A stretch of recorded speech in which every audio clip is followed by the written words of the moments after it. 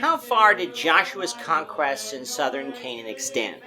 This is the question that we seek to answer today as we continue our verse-by-verse study of the book of Joshua on Walking Through the Bible.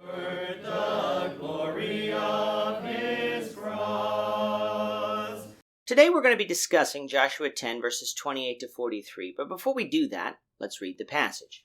If you have a Bible with you, turn to Joshua chapter 10 verse 28, but if you don't have a Bible, don't worry, just follow along with us on the screen. The version that we'll be reading from is the New King James Version. So Joshua 10, beginning in verse 28. On that day Joshua took Makkedah and struck it and its king with the edge of the sword. He utterly destroyed them, all the people who were in it. He let none remain. He also did to the king of Makkedah as he had done to the king of Jericho. Then Joshua passed from Makkedah and all Israel with him to Libnah, and they fought against Libnah. And the Lord also delivered it and its king into the hand of Israel. He struck it and all the people who were in it with the edge of the sword. He let none remain in it, but did to its king as he had done to the king of Jericho. Then Joshua passed from Libnah, and all Israel with him, to Lachish, and they encamped against it and fought against it. And the Lord delivered Lachish into the hand of Israel, who took it on the second day, and struck it and all the people who were with it with the edge of the sword, according to all that he had done to Libnah. Then Horam, king of Gezer, came up to help Lachish, and Joshua struck him and his people until he left him none remaining. From Lachish Joshua passed to Eglon, and all Israel with him, and they camped against it and fought against it.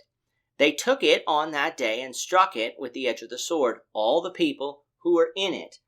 He utterly destroyed that day, according to all that he had done to Lachish. So Joshua went up from Eglon, and all Israel with him to Hebron, and they fought against it. And they took it and struck it with the edge of the sword, its king, all its cities, and all the people who were in it.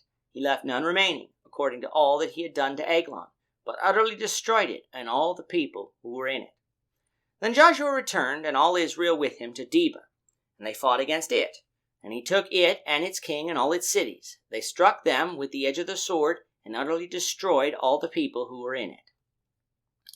He left none remaining, as he had done to Hebron, so he did to Debir and its king, as he had done also to Libnah and its king. So Joshua conquered all the land, the mountain country in the south, and the lowland, and the wilderness slopes, and all their kings. He left none remaining, but utterly destroyed all that breathed, as the Lord God of Israel had commanded. And Joshua conquered them from Kadesh Barnea as far as Gaza, and all the country of Goshen, even as far as Gibeon. All these kings and their land Joshua took at one time, because the Lord God of Israel fought for Israel. Then Joshua returned, and all Israel with him, to the camp at Gilgal. In our last lesson, we had Joshua finishing the job of killing the 5 Amorite kings who tried to conquer Gibeon in retaliation for Gibeon making a peace treaty with Israel. Joshua defeated them in battle with the help of the Lord, but they had escaped to a cave at Makkedah. Joshua found them there and eventually killed them there, after his men finished taking care of the armies of these kings. All of which brings us to verse 28. It is very easy to read verses 28 to 43 and conclude that one day Joshua went here, the next day he went here, and the next day he went here, and so on until the campaign was done. If we read it this way, then we might have assumed that this campaign took a couple of weeks at the most. However, look at the places that are mentioned and the distance between them. And now look at the terrain that we're talking about. This is not flat land. Going back to the battles of Jericho and Ai. These battles were in quick succession, yes, but the entire thing wasn't over in 2 days either. God may have been with Israel and on occasion used miracles to help them, but on the whole, fighting took place normally. You fought during the day and rested at night.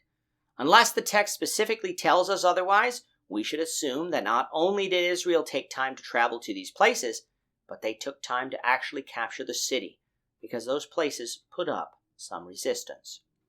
That's why in chapter 13, just 2 chapters from now, we're going to find Joshua advanced in years. Joshua was likely old to begin with, but the land wasn't taken in a day, a week, or a month. It was taken over a period of years. The path that Joshua followed is on the map on the screen. Joshua and his armies began by conquering Makkedah, the place where the 5 Amorite kings hid. He probably did this concurrently with the events from the last lesson. Joshua then moved up to Libnah and conquered it, before moving on to Lachish. While in Lachish, Horam, king of Gezer, a city situated north in the Ajalon Valley, foolishly decided to come with his army to help Lachish. Joshua killed him and defeated his army too. From Lachish, Joshua moved to Eglon, then Hebron, and then Debir. Note here that unlike with Jericho and Ai, Israel didn't burn these cities to the ground. They simply killed all the people. Why?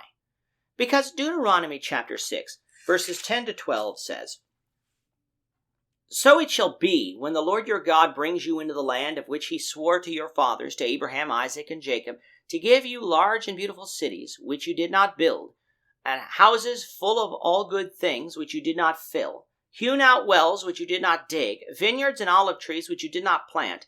When you have eaten and are full, then beware lest you forget the Lord who brought you out of the land of Egypt, from the house of bondage." There would be a few cities that Israel would burn, but they didn't burn them all. But it is said here that they killed all the people. The campaign continued until Joshua had taken southern Canaan, all of the mountain country, and the lowland, and the wilderness slopes, letting nobody live. On our map now, since we disagree with the placement of Kadesh Barnea in the Satellite Bible Atlas maps, you see the breadth of Joshua's conquest using maps from Bible.ca.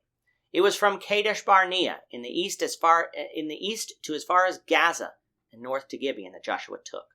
This would later become the territory of the tribe of Judah. Now later we're going to find that there were exceptions, one of which is the city of Jerusalem, but we'll discuss that when we get there. This southern campaign showed Israel that God really did mean to keep all his promises, and they weren't to be satisfied with land on the east of the Jordan. Having completed this campaign, Joshua and his troops returned to Israel's camp, which is still situated in Gilgal. What's next? Conquering the north of Canaan, which we'll begin to look at, the Lord willing, in the next lesson. With that, our time is up for today. The Lord willing, we hope you'll join us for tomorrow's discussion of Joshua chapter 11, verses 1 to 15, as we continue our walk through the Bible, one verse at a time. Thank you for watching today's episode. We hope that you found it edifying and ask that you not only subscribe to our channel and podcast, but that you like and share this episode among your friends, so that the saving gospel of Jesus Christ can go out to the whole world.